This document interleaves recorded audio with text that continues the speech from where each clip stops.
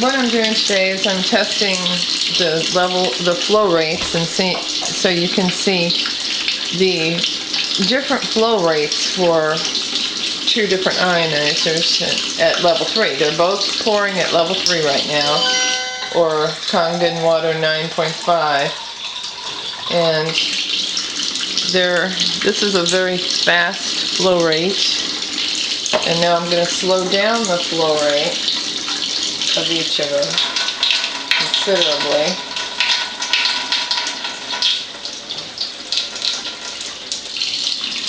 And I took some time before the video to regulate that flow rate for you so that they'd be the same, but now you can see the great difficulty I have. I have to now try to figure out how to get this flow rate.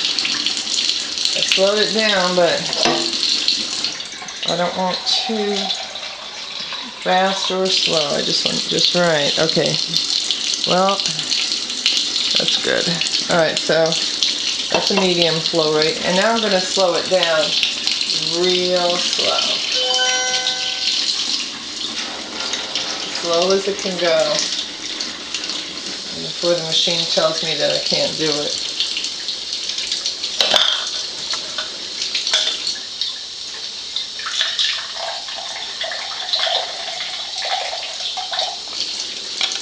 Well, I just screwed that one up.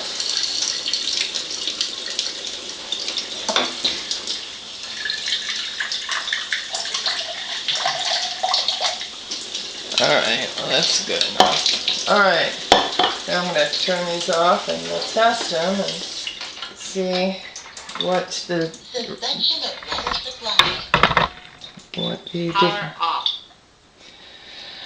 different flow rates will get us. Alright, well,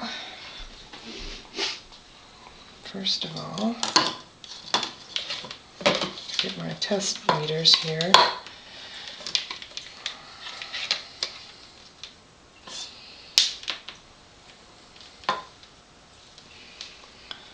Alright, so this one's the Kangen.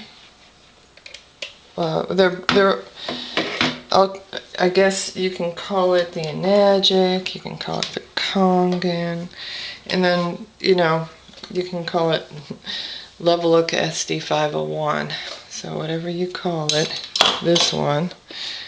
And then this is at the fast flow rate. And actually, this is really awesome. My goodness. At that fast flow rate, to still be able to get that negative ORP that well is great.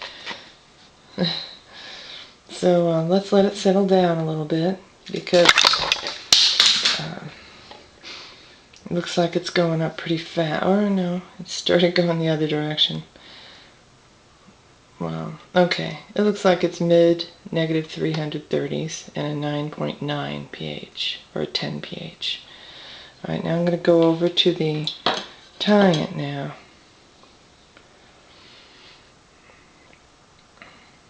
Fairly equivalent. Actually, wow. Alright, so that's really good. Let's let that settle down because it's going up still.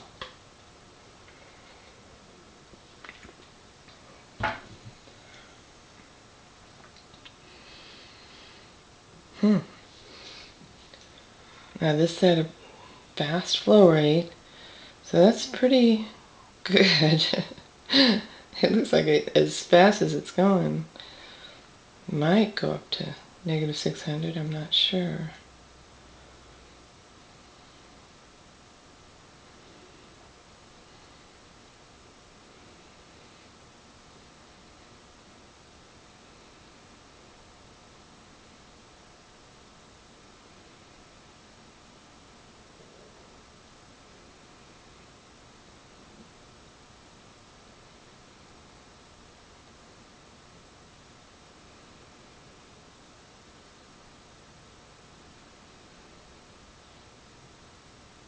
Yeah, it looks like it's going to go to negative 600.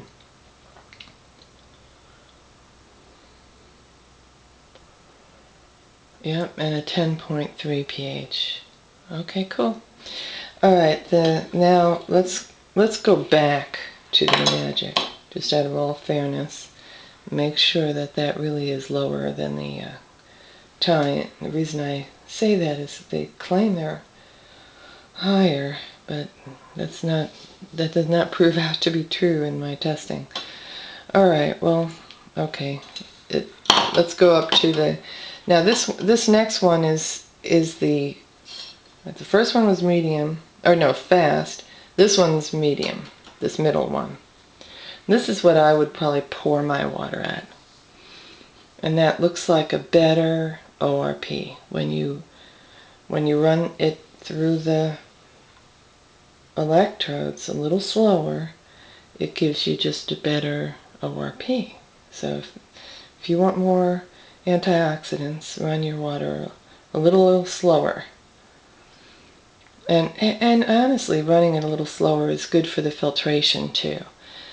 Certain things like pharmaceuticals and chloramine are often really tough to get out of the water, in particular chloramine.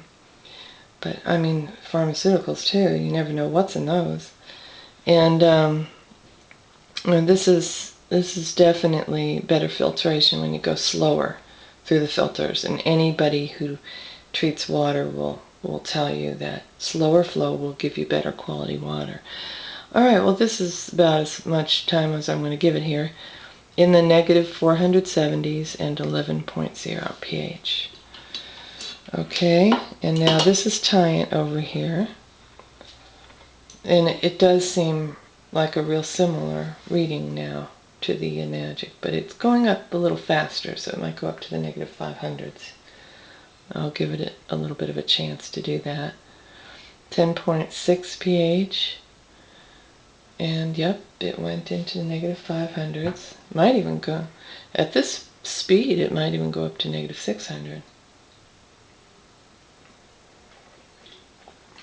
Which would not surprise me. I've tested the Tyant so many times, and it does get up into the negative 600s at the level 3, which is what we're at.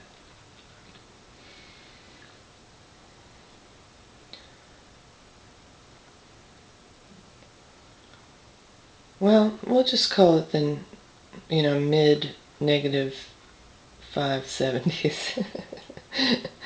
Or, I don't know, maybe 580s. I don't know, it's still going. I hate to just stop. Let's just say it gets close to a negative 600, because I don't really want to take forever on these tests. But, I mean, you get the idea. It's close to 600 and 10.6 pH. And these scores are kind of variable a little bit, from test to test. So don't take one test as the almighty answer. All right, it is negative 600. Let's go back to the Enagic and just double check and make sure that is really lower than the Tyant. And it is. It is sincerely lower than the Tyant. Alright, so now we're back up to the last one, which is the slowest flow that the ionizers would let us have. And that looks like it's going to really definitely be higher for the Enagic.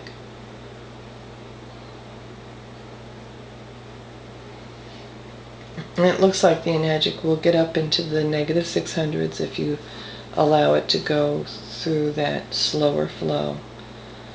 And one of the actual conveniences of the Enagic is the fast flow rate.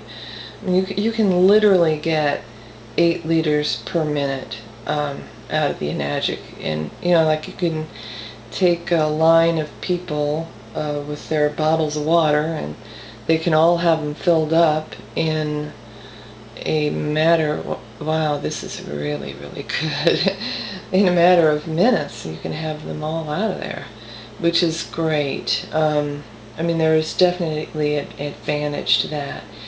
And I think that maybe when we're done with all this comparison testing, I'll just take a look at the Enagic just by itself and put it on the very fastest.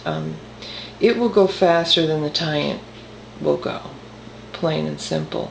So the Tyant was going at the fastest it could go, and the enagic can go faster than that. And that's at that first test that we were doing, the fastest flow. But then I wonder why. I mean, unless you're running a restaurant, which you wouldn't be able to handle a restaurant with this small ionizer. But unless you have some real reason to be in that big of a hurry, it's better to get the better filter.